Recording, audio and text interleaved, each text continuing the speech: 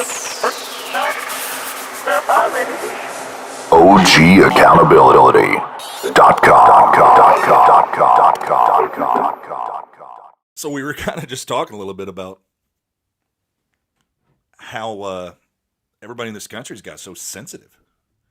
And we were talking about the Tiger Woods, what they are calling scandal. Or I like on the news, I can't remember the guy's name, says, new fallout from the Tiger Woods. Who's falling out? Nobody. About him handing Justin Thomas a tampon. Are we not allowed to joke anymore? No. No. You didn't get the memo? I didn't get the memo. No. And you know the things that we did growing up?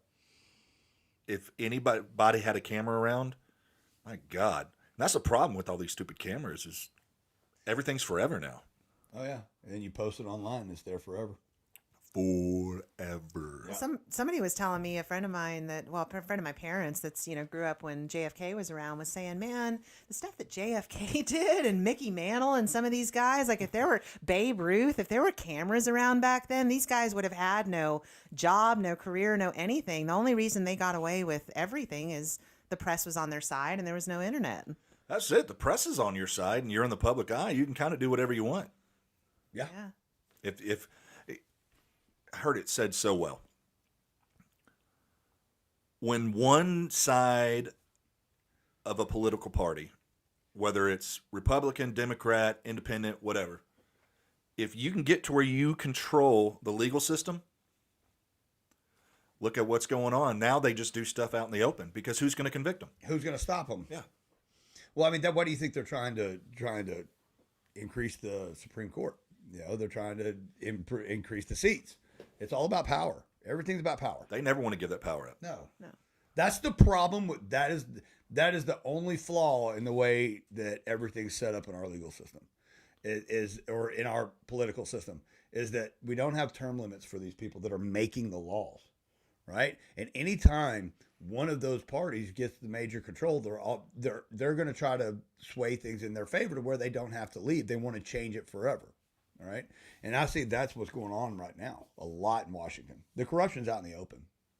Well, It's yeah. everywhere. Well, because the ruling class, one of the great things I think about the last couple of years is, I realized this a long time ago because I've been watching it go on my whole life, but it's this breakdown where people start to see that Democrats and Republicans are both involved here, like in these ruling class shenanigans. It really is like, that's really the dynamic shift that will save us and that I'm hoping for, is that people start to see it's really not Democrat versus Republican. It's not black versus white. It's not rich versus poor. It's us versus them.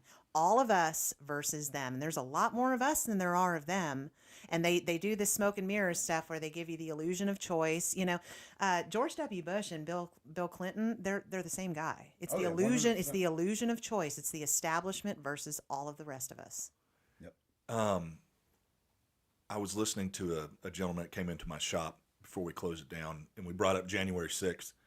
He said, that wasn't an uprising. He said, that was a bunch of people being stupid. He said, if the people that really wanted to go occupy and take over the Capitol, they'd probably still be there.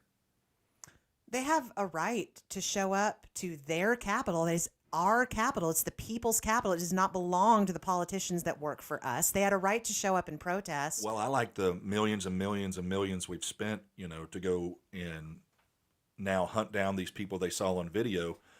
How come they haven't hunted down the people that are throwing Mocktail cocktails through windows and burning places down? Because those people protect and work for the ruling class. The ruling class wants to crush dissidents who are a threat to their power, who are the people that showed up on January 6th. Division starts from the top down, but if you can make people think they're divided, it creates paranoia. And constant paranoia. That's why people are on edge. Go to the grocery store. Bump into somebody's shopping cart and watch how they act.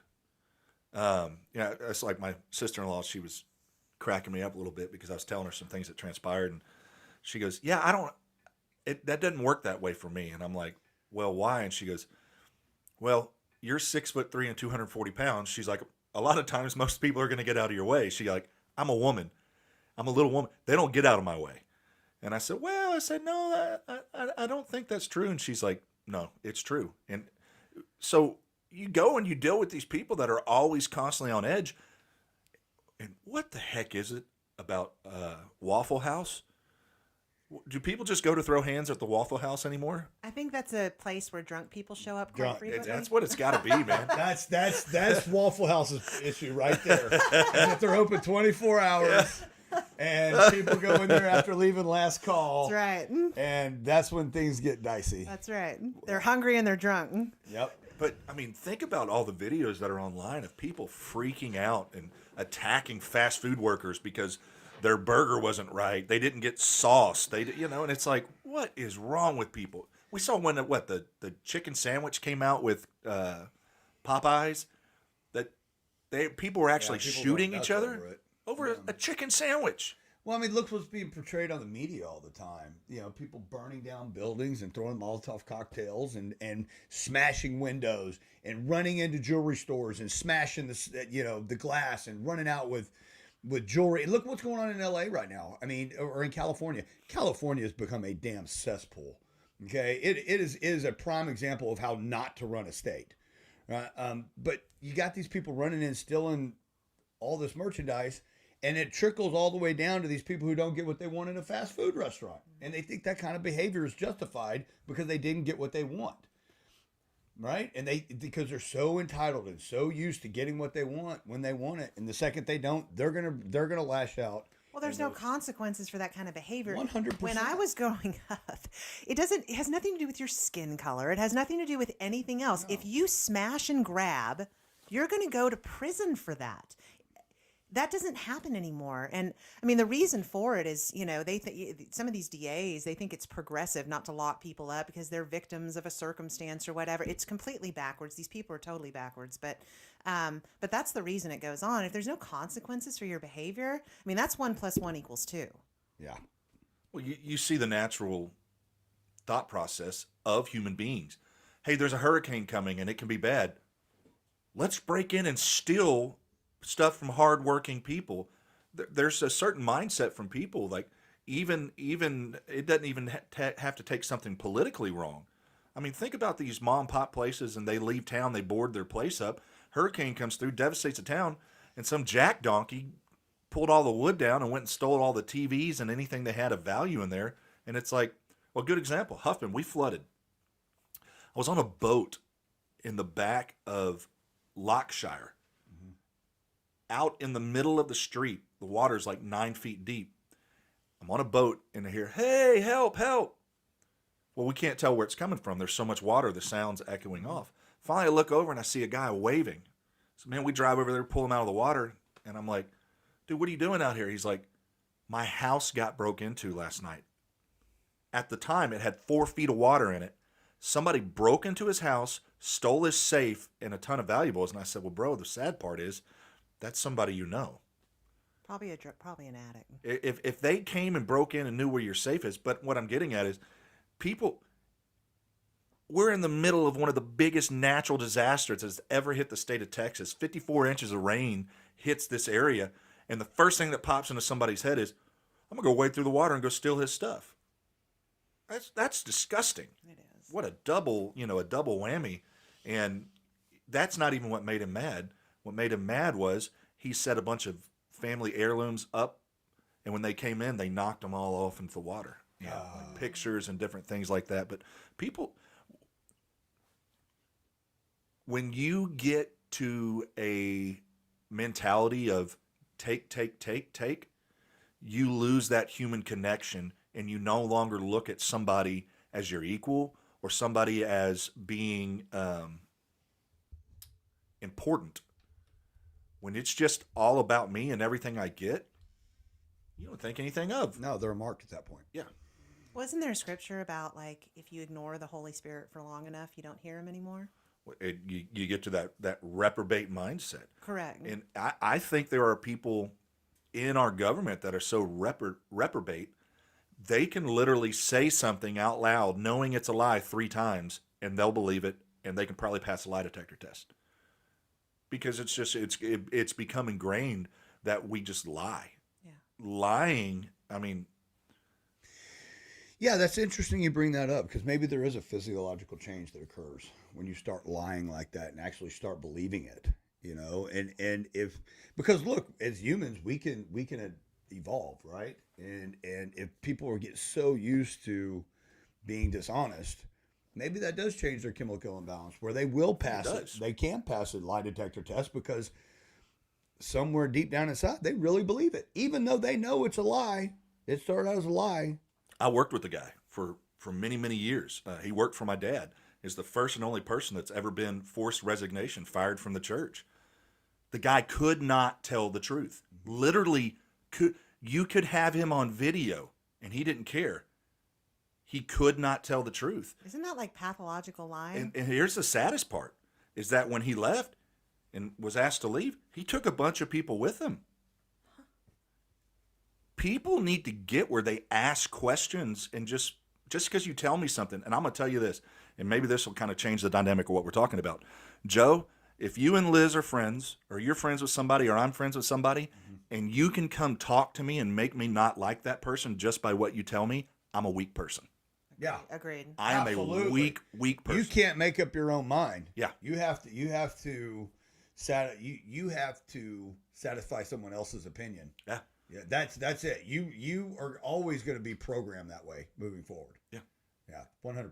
So if here's the other thing, if people are out here listening to this, whoever you run with, if I run with people, it's like this. My brother Joseph, okay? If you don't like Joe and I hang around you all the time, eventually I won't like Joe if you're smart about how you word everything. If you're smart about painting a picture, there's a guy named Sam Glenn. He's freaking amazing. He wrote a book called Butt Prints in the Sand. You know the footprints in the sand poem book. He wrote butt prints in the sand. Like that's how he made it through life, was dragging his butt. But That's pretty good. That is good. That's good. he That's talks better. about I like that. he talks about brushstrokes and how master manipulators never give you a portrait. They slowly brushstroke whatever they want done in you. They just slowly paint this picture one brushstroke at a time. That finally, when that portrait is done, they have you right where they want you. That's how propaganda works. My grandfather told me, he said, son, if you have friends, he said, trust me, because there's people in your circle that aren't really your friends. Right. And we've all dealt with that. That if they don't like you and you're a kind person, if that person is patient and smart, they will get you every single time. If you allow yourself to hang around people and you don't think for yourself and you can't recognize this may be detrimental. If they're patient, they'll get you every time. Yeah. I think that for me, the people that I like to run around with, the people that I try to surround myself with, are the people that challenge me, right? Yeah. Because that keeps me growing. I'll tell you, our program director at the school, Matt Smith, that dude, he's constantly challenging me, constantly pushing me, constantly trying to help me become better, right? And likewise, I do the same, okay? And then Tia does that also. So I try to surround myself with those type of people that are constantly challenging me, right? Because the more they challenge me, the better person I become. But these people, I would never, people that are negative, we talked about that before in one of the other podcasts. Those people got their own thing going on, right? Yeah. They've got their own issues they're working through. But what they like to do is they like to get everybody on their side. Let's create some chaos. Yes. Let's create some chaos so my world is normal. That's called toxicity, and we don't associate with people like that. No. So those dang toxic No. toxic males. Yeah. Ah, Women can be very toxic too. I have been around some toxic women, and I will tell you this, from all ages and all demographics. I'm gonna tell you the most toxic females that I have been around. I'm probably gonna get some you're death probably threats. going to get it for this one. This is your personal experience. Is none of them. They are all beautiful and perfect in their own way. Oh, look at That's that. right. Look at you pandering. Yeah. But Like.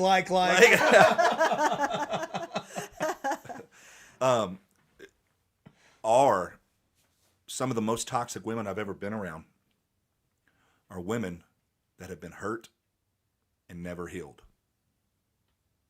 I can say the same thing about men. and I don't hang out with a lot of dudes on that personal level. You know, I've hung out with some ladies, but you find out I've got my own. You and we've gotten to conversations. You've seen me shut down. Just I can shut down that fast. Okay, I'm done. Like literally that fast. And those are things I have to get over. But I watch people, and you can always see it in others better than you can see it in yourself. And not even mad at them, hurt for them. Like you don't even see the level of dysfunction that you're operating in. And that's sad. And that's where you wish you were hanging around somebody that you can help better. But it's a two-way street, like you said with Matt. It's both y'all. Y'all feed off each other. And when you get that toxic mindset, and you all have a friend like that, you get a toxic man or woman, don't talk to them about your relationship because they want to poison it. Yeah. Oh yeah. Don't talk to them about the good things in your life. Oh yeah. Don't give them something to latch onto. Yeah. No. Because the second they do, it's like blood in the water and a shark. Yeah, if they a lot of toxic people, if they find something that makes you happy and they don't like you, they'll go after it. So yeah, the older I get, the more of a private person I become. Like I used to be a lot more out on social media, and now I love now I've gotten in a great place that I really like because I love photo shoots, I love branding, I love like the creative aspect of it, but I kind of keep my personal stuff off of it at this point. Like it's really just for business and coaching and and art and stuff like that. Like I just the older I get, the less I kind of want to put all that stuff out there because it's really, like who are you and why do you need to know? It's like a need to know basis. It's like life is better that way. Sometimes people need to learn to keep certain things off social media platforms. Yeah. You think? It's not therapy. I have watched this couple break up at least 12 times.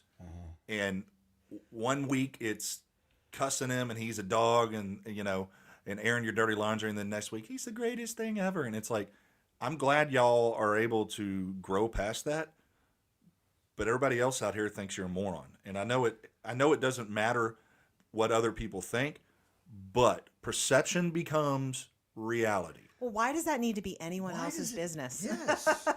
I don't understand. Why do you want people to know you're having trouble in your relationship? It's no one's business. It's Don't nobody's make it their business. business. I need a bandwagon.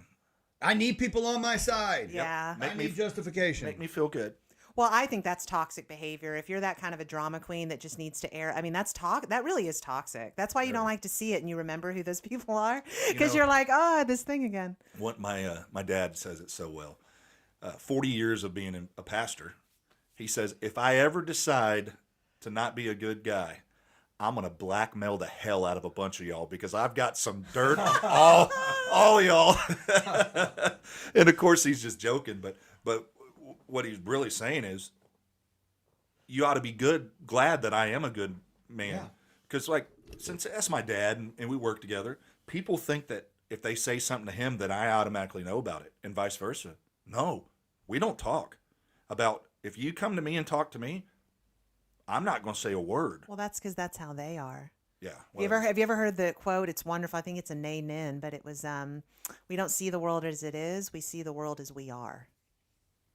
It's true. That's creating your own truth. So like anybody that goes, some of this is trauma. Like I won't make this a blanket statement, but a lot of times like people that go around thinking that you're scamming on them and plotting on them and conning them and stuff, it's because they're like that. They're like that. And they don't see how other people aren't like that. And that's one of the things my grandfather was saying. If you're a good person, the reason a lot of good people get taken advantage of is because they go into a situation not thinking that way. Like I would never do that to somebody, so I don't expect that they would do that to me. That's right. That's a hard lesson to learn. Yes, it is, isn't it? Yeah. That people don't share your values, right? And even the most basic of them, like being kind to people and just treating Not people the way you stealing, like not Yes. like. I mean, you're talking about people that go in and these smash and grabs and stuff. It's because they don't have that. A lot of those people I've learned, it's kind of twofold. Like one, they're in a survival mindset. Like they've been in survival mode their entire life. So that's a huge part of it. But the other is I deserve this. Like because of racism or because of like America or because of capitalism or just like they've also like, so on the other end, they've been told that they have a right to do it because of whatever reason. So because they've been oppressed in some way, in some way. which is not true No. ever, no matter what the circumstances are. Like, listen, nobody is going to care if you're genuinely starving and have to steal a loaf of bread, but that's never the case. It's not what No. we're talking No, about here. they're still in tennis shoes and TVs. And, Yeah, they're Right. still in $700 pair of Jordans. You It's know? yeah, it's well, that's right. that's understandable. yeah. Oh. Nobody is ever. Get some Yeezys. Yeah, I doubt that you'd find a jury anywhere in the country that would convict you of a crime for stealing, food for starving children. But that's not what we're talking about here. We're talking about stealing from people things that aren't yours. Like, who raised you? Clearly, The nobody. quality of life in this country is not at the state where that has to happen. Right. Right. This isn't some village in Africa where people are starving in the Sudan or something. That's not what this is. All right. There are programs out there. Look, do I believe in a welfare state? No. But do I think that welfare is necessary for people to get back on their feet sometimes? 100%. If people hit hard times and they need help, yes, but it needs to be limited. Yeah. Okay.